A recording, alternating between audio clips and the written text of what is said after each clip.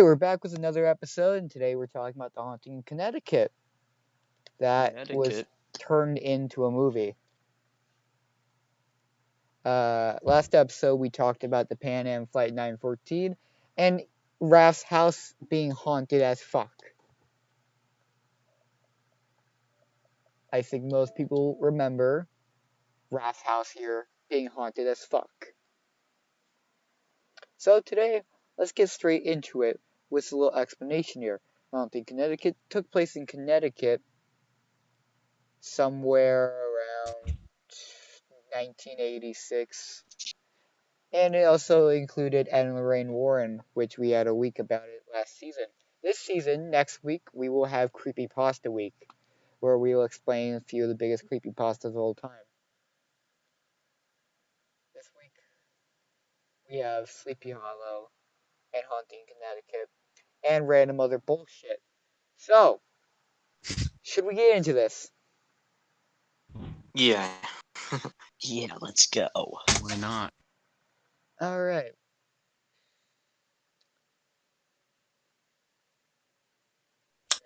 What the fuck? Hold on. True story, blah blah blah. Nope. Alright. Here we go. It's a short story as usual, so we made you a second case here. Between 1987 and 1989, one of the most captivating and talked about hauntings of all time took place. Longtime locals may remember the tales of the Schneegerter family, fucking Germans, who appeared on several popular talk shows, but to most, it is only known by the movie name, The Haunting in Connecticut. It's an unfortunate story of a family that moved to a nutmeg state to be closer to a cancer treatment center for their son, only to find their house was demonically possessed by their cancer treatment son, obviously.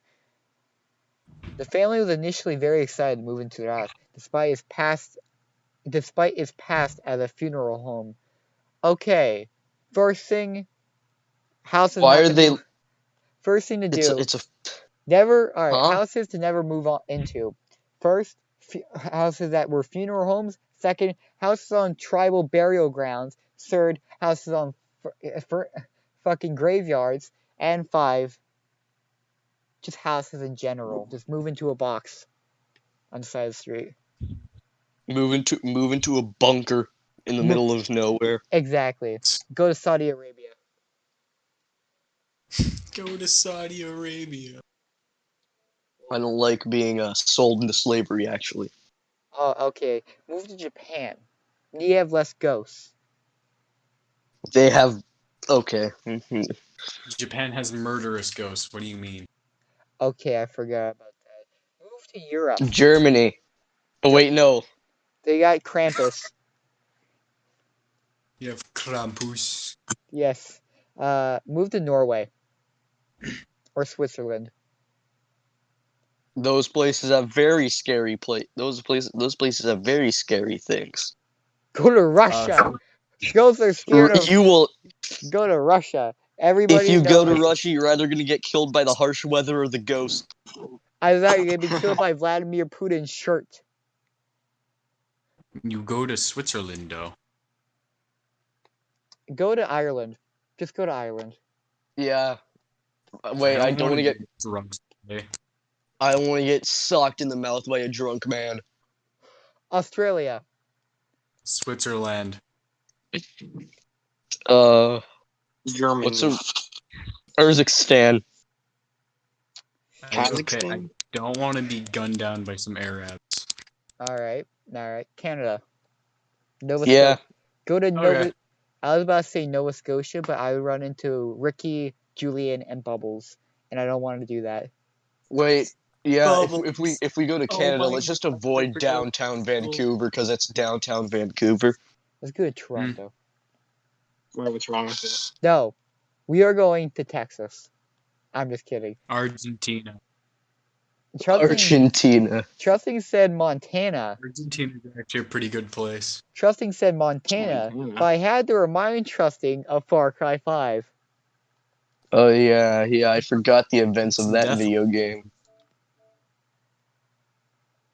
Exactly. Wait, trusting, is that where you said you live? No, I live in California. I'm glad I He's don't a live in West- that desolate hellscape. Well, California is also hell because it's on fire. Yeah, every year. And Plus, Australia. it's like- How about if we just go to the Amazon jungle?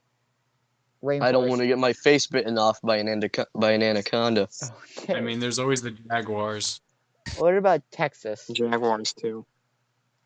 Dude, Hmm. Jaguars can easily crush your skull. They have the freaking most bite force of any of the big cats. I guess New York's the We best. live in South America. New Yeah. York. New York's the best place. What do you mean? New York State. The state? The state. Let's go to a state where nothing happens. So, At least. Yeah, it's Maryland. boring and it's safe. It's Uh, boring and safe. All right, fine then. Florida. No. No, No. What No. is wrong with you? no, I'm sorry. Alabama. no. Hell no. That's worse. Hell no. Hell no. Texas. Pretty sure there's like reverse slavery. You already said that. I don't want to get killed by a tornado. Evan, while this happens, you wanna hunt? Washington State. Yeah, that's a pretty good place. Washington's pretty, yeah. Okay, we're putting our Pretty office mundane. in Washington State. I know, but you'd have to move coast. Actually, no. What's the state with the least amount of land? Nebraska? Wyoming.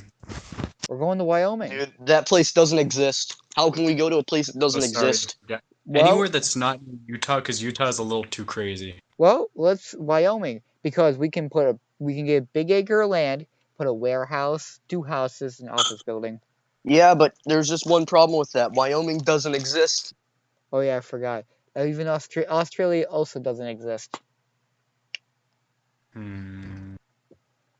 Well, let's go to Birdland. Michigan. Colorado. Hey, Colorado's good. I can deal with Colorado. Be right back. Okay, let's get back into this shit. Here we go. I'm hungry for a Denver omelet. Compared to their previous home in upstate New York, ooh, every fucking time. Who are these guys? Were they from the fucking Amityville house? Oh, let's moved out of a haunted place. Let's move back into a new one. Oh yes, dummy dumbs. The Southington Colonial was like a castle, but between the 2 sons discovering nukes and hidden rooms, where apparition and version of blood-soaked walls await them, things started getting weird. At first, the stories. Up, man. What? At first, the stories were just childish claims, but the parents soon realized the stories were true. No shit! If I heard my son go, yeah, I saw blood on the walls and a guy in the fucking attic. All right, boy, we're packing up, we're going. I don't care if we have to live in a hotel. Yes. The IRL Disney Castle. The famous Ed and Lorraine Warren also investigated home and declared it haunted. The family members were seeing things. Music was playing from nowhere. Why is Billy Joel's Piano Man playing in the living room? And why is Frank Sinatra playing in the bathroom? Oh wait, no, that's Elvis. What's going on in your house? A sin. A sin. Objects were moving. Boy, why is the couch in the bathroom? Are you playing it? Why is the couch levitating? Why is the couch on the ceiling? Who's sitting on the ceiling today? Couch on the ceiling for today. House might as well pull Gravity Falls and be flipped upside down. Couch on the ceiling for today. Yo, it'd be sealing time. Except one for the history books. Boy, Time why to is the TV flipped around again? And why are all the lights going dead? Gravity. All my homies hate gravity. Why are the lights going dead? And why are things opening on their own? screw Wyoming. That place doesn't exist. The ghost of Wyoming. So. The movie that came out of this haunting was nothing short of traumatizing, but as John Zaffis will point out in his quick interview below, some of the haunting kinetic scenes were never actually happened, and were added to screen value. Even still, Lorraine Warren said the actual case was much, much scarier than the movie should ever be. Fucking Lorraine, always trying to make all this stuff sound stupid. You know what I say? Am I right? There's a ghost in that house there. Move out. Well, we're 11 minutes into the episode. Let's do a second case today. We're talking about... Is this supposed to? We're also talking about the Axeman of New Orleans. A very infamous case Going to New Orleans. to many people in New Orleans. And now we're talking about him. And his sidekick, Razor Boy.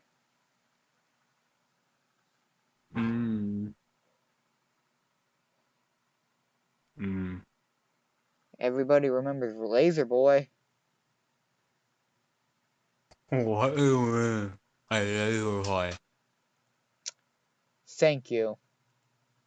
Huh? Thank you. Okay.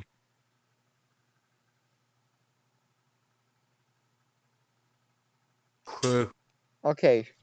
Shall we get into the story with the guy who's got a dick in his mouth? Are you laughing about I'm that? not Flapjack. Okay, don't fucking diss Flapjack, the miscellaneous adventures of Flapjack, alright? That was a great cartoon. Say the miscellaneous instead of the misadventures. What is wrong with you? Oh, am I thinking of a different... Oh, I'm thinking of something else. You make me want to go watch freaking Foster's Home for Imaginary Friends. I actually like that. Dude, cartoons back then were awesome. Cartoons now are like fucking Paw Patrol. Because they expected children to actually have intelligence. right. Dude, back then they had fucking things like Coward. Courage the Cowardly Dog. Yeah. Fuck. I meant Chowder. They had Courage back then that were fucking terrifying, and nowadays they have fucking Paw Patrol. What is that? I forgot that Chowder had a literal simp after him. They canceled Paw Patrol because of a cop character who was a dog. Oh my god. Alright, let's get into the Axeman of New Orleans. For over a year, from May 1918 to October... Does anybody want to read this one? Nah. Jaden? I guess. Alright, What Jaden. do I do? I'm putting the website link in the description. You will read it. Put it in, Jaden. It's an announcements. What is that cursed picture you posted in the chat, Eli? What? What is that? Them hips, man.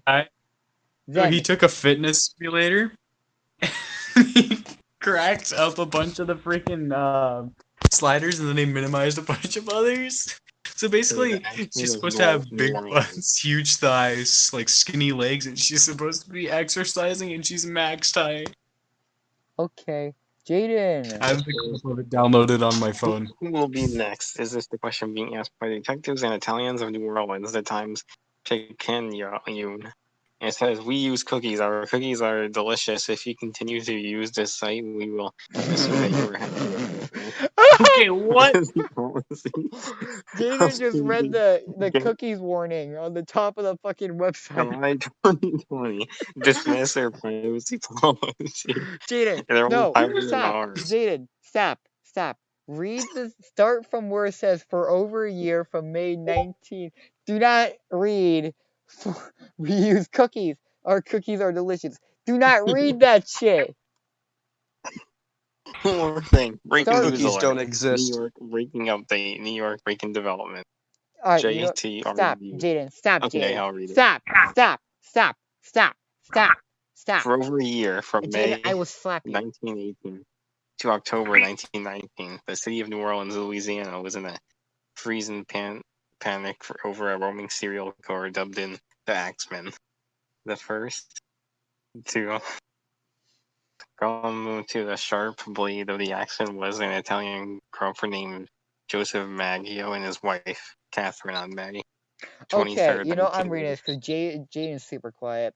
From over a year, from May 1918 to October 1919, the city of New Orleans, Louisiana, was in a forensic panic over a roaming serial killer dubbed the Axeman. The first to succumb to the sharp blade of the Axeman was an Italian grocer, Joseph Maggio, and his wife, Catherine Maggio, on May 23rd, 1918. As they were sleeping in their apartment above the Maggio grocery store, the killer cut the couple's throats with a straight razor before bashing their heads with an axe. Evan, Razor boy. are we getting on? I can hear you. Alright, let's on. Stop hunting the Jagras. Don't send me an invite. That's not how that works in this game. The great Jagras did nothing wrong. Jeffrey Epstein over in the corner. Which corner? The corner with Jaden in it, or the corner with you guys in it?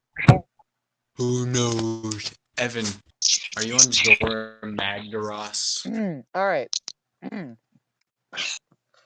When law enforcement began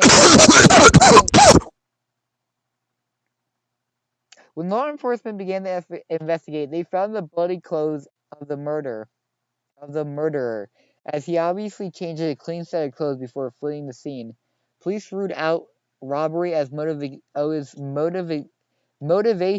for the attacks, as money and valuables left in plain sight were not stolen by the intruder.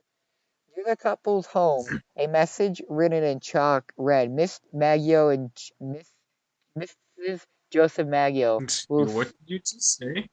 I said, "Miss Joseph Maggio will sit up tonight. Just write Miss Tony." Oh, I heard cock in the middle of that sentence. Cock? Yes, they I shoved got him to cocks. say it, boys. Investigators Ooh, yeah. immediately questioned. Evan, you have a cutscene for What? that. Immediately I know. questioned several people, but I'm doing something right now. for lack of evidence. A little more than a month later, another couple was attacked in the early hours of June 27, 1918.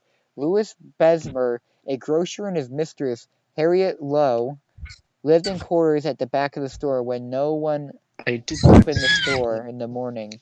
They were discovered lying in a pool of blood. Bessemer had been struck with an axe above his right temple, and Lowe was hacked over the left ear. Why does everybody have axes in New Orleans? Because it's New Orleans. Oh, I'm gonna keep my axe in my kitchen. My kitchen axe. Nobody's gonna walk into my house in the middle of the night to fucking whack me in the head. Bro, zombies from World War Z don't know how to social distance. SMH.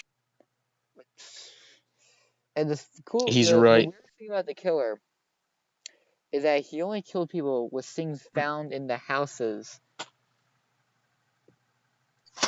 Who's playing that music? Jaden, stop playing your rapey music. No, I'm not I even think it's playing any music. That's someone else. the door. When no one opened the store in the morning, they were lying. Though badly injured, both were still alive. Once again, people were questioned and one man arrested, but they were later released. Though the crime made the newspapers, Of bigger note to some was the scandal of the mistress. After the attack, one side of Lowe's face was partially paralyzed on August 5th. She had surgery performed in an effort to correct it. 2 days later, she died. But before she passed, she told authorities that she suspected it was Lois Bessemer who attacked her. Bessemer was then charged with murder and served 9 months in prison before being acquitted on May 1st, 1919, after a 10-minute jury deliberation. What is that? He's blowing Just a 9 months? Huh? Okay. Uh, uh, uh, just 5 days. Just 5 days later. Just 5 days later, yet another grocer, a man named Joseph Romano, isn't. Hold on. Ray Romano. Ain't getting a load of Who this left the guy. call? I was trusting. Evan.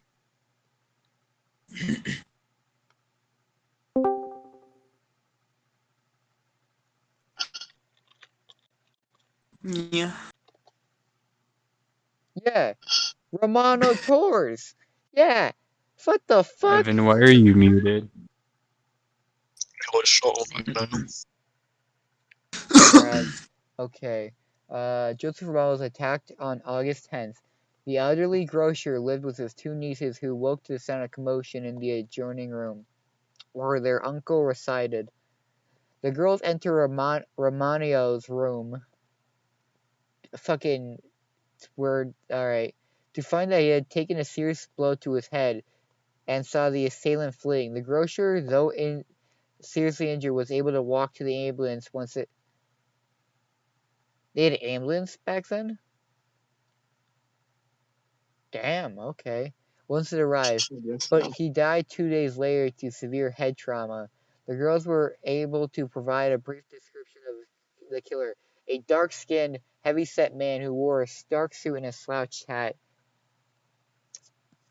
The Mafia. The Mafia. Jaden is clearly the Mafia. You really think? I don't think I know. Darn diddly. Who the fuck says darn diddly anymore? Are you an East Coast boy? What did you just say? The fuck did you just say?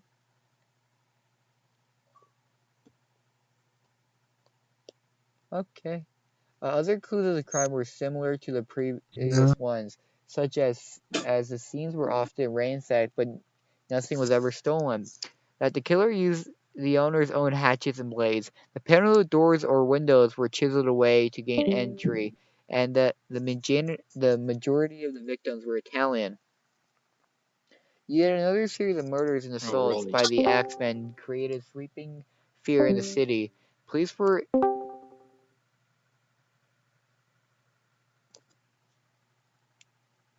Can I fucking read? This is like fucking last episode where fucking Eli kept fucking interrupting Evan here.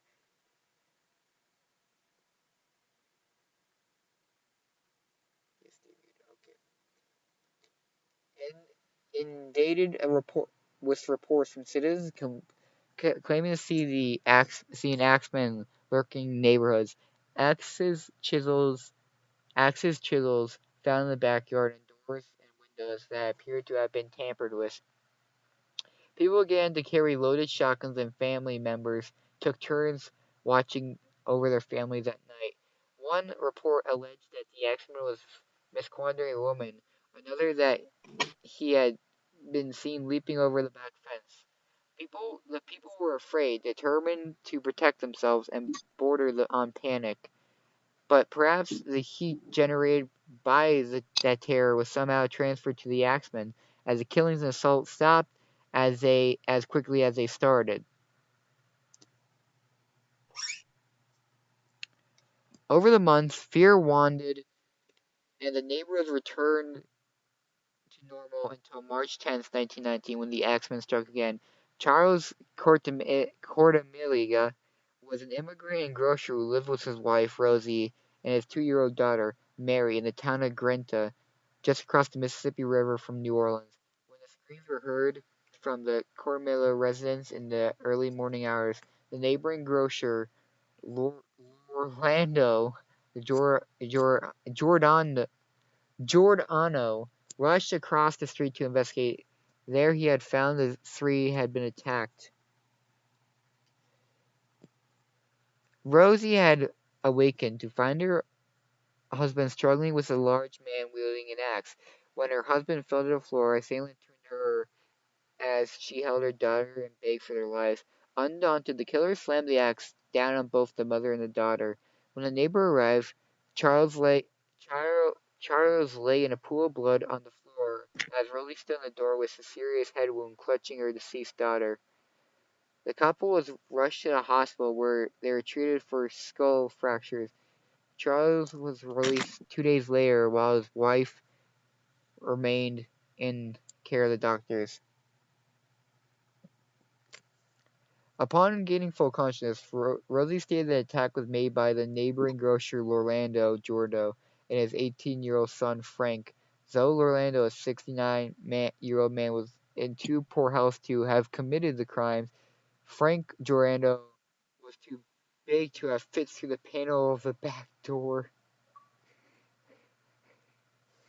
The pair were arrested, though Charles Cortamilla denied his wife's claims. The Jordos were charged with the murders and would later be found guilty. Frank was sentenced to hang and his father to life in prison. After the trial, Charles divorced his wife. About a year later, Rosie Cortamilla reversed her claim, stating that she had falsely accused the two out of jealousy and spite. With their claim being only evidence against Giordano's, they were released from jail shortly after. Hanged! Hanged! What is this? The Salem witch trials? Jesus. I remember the Salem witch trials. They were talking about that in the beginning of 11th grade when we read The Crucible. Yes. Following the Cortamilla murders, the New Orleans was filled with terror again. Once again began the arm themselves. The police stated that they had believed all the crimes had been committed by the same man, a bloodthirsty maniac filled with passion for human slaughter. Then a new twist came around the scene when Times put in a newspaper received an taunting letter on March 14th, 1999, that promised another attack. Hell, March 13, 1999, esteemed mortal, they have never caught me, and they never will. They have never seen me, for I am invisible. Even as the ether that surrounds your earth, I am not a human being, but a spirit and a demon from the hottest hell. I am what you Norelians call, and your foolish police call the Axemen. When I see fit, I shall come and claim other victims.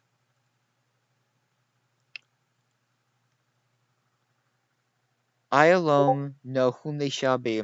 I shall leave no clue except my bloody axe, besmeared with blood and brains of whom I have sent below to keep me company. If you wish, you may tell the police to be careful not to rile me. Of course, I am a reasonable spirit. I take no offense at the way they have conducted their investigation in the past. In fact, they have been utterly stupid as not to amuse me. But His Satanic Majesty, Francis Joseph, etc., but to tell them beware. Let them not try to discover what I am, for it was better they were never born to incur the wrath of the Axeman. I don't think there is any need of such warning, for I feel sure the police will always dodge me, as they have in the past. They are sure wise and know how to keep away from all harm. Undoubtedly, New Orleans think of me as a horrible murderer, which I am, but I could not much worse if I wanted to. But I could be much worse if I wanted to. Now to be exact, at 12:15 on Tuesday night, I'm going to pass over New Orleans in my infinite mercy, and I'm going to make a little proposition to your people. Here it is.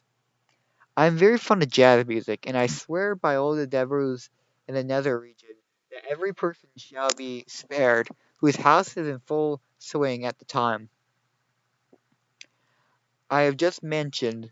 If everybody has a jazz band going on, well then, so much the better for you people. One thing is certain, that some of you who do not jazz it on Tuesday night will get the axe. Well, as I am a crave of the warmth of my native Tartarus, as the Axeman.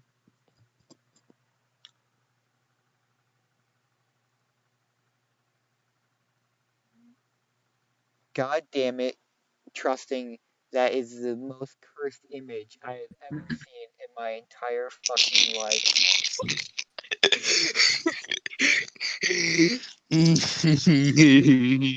Are you in this? That image right there is not as cursed, but fucking Koichi's image right there is fucking cursed as fuck. Yeah. Cursed as They fuck. call him Coochie Horse. Okay. So that In a night, nutshell.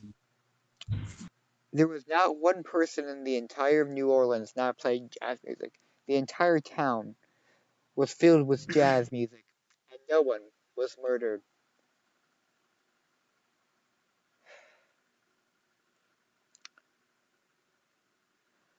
On August 10th, 1919, another grocer named Stephen Boca was attacked in his bedroom as he slept. On September 2nd, a local journalist named Wilson Carson escaped the league's last man when he fired several shots at the intruder who had broken into his home. On September 3rd, 1919, a young girl named Sarah Lumen was attacked with an axe while she slept in her house, locked and shuttered home. Once again, the state was in hysteria. The last attack came on October 27th, 1919, when grocer Mike Petone was slain. That night, his wife heard a noise and arrived at the door of the bedroom just as a large, axeman man fled the scene. Pepitone was struck in his head, was covered with his own blood. His murder left his wife and 6 kids behind. Miss Pepitone, the mother of 16, was unable to describe any unusual clues that had been left behind.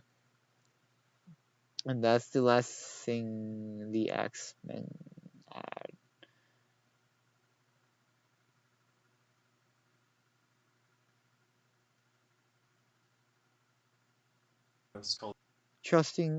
Eli, why do you have so many? What the fuck is that?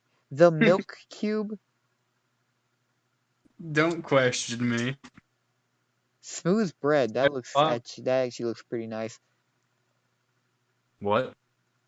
Smooth bread. That is so Eating true. bamboo and laying That back. That actually looks pretty good. I dude, lost 15 pounds. World's dude. easiest diet. Honestly, that is so true. Gmod admins when they hear someone say RDM, that is so RDM, true. RDM, RDM. That is Mods, RDM, RDM, that RDM, is RDM, the RDM. most true meme RDM, I've RDM. ever seen in my RDM, life. RDM, Oh my god.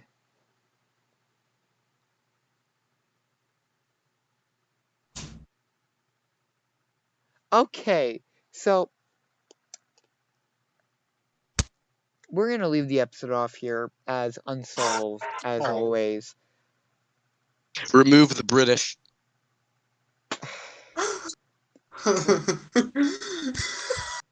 As you can tell, 2 people in the episode today are high. On what? I wish. I have no idea. But they are. He seems like he is. Yeah. What is that? It's a Tide Pods for You getting guys screwed are by degenerates. Listen, dude, the most I've done is change my PFP. You are Oh, I have you are what people in I One have Piece another call. Ugandan You knuckle two one, are I what believe. people in One Piece call the worst generation. Stop. Listen, all Stop. I've done is change my profile picture. Eli, what's wrong with you? No. No.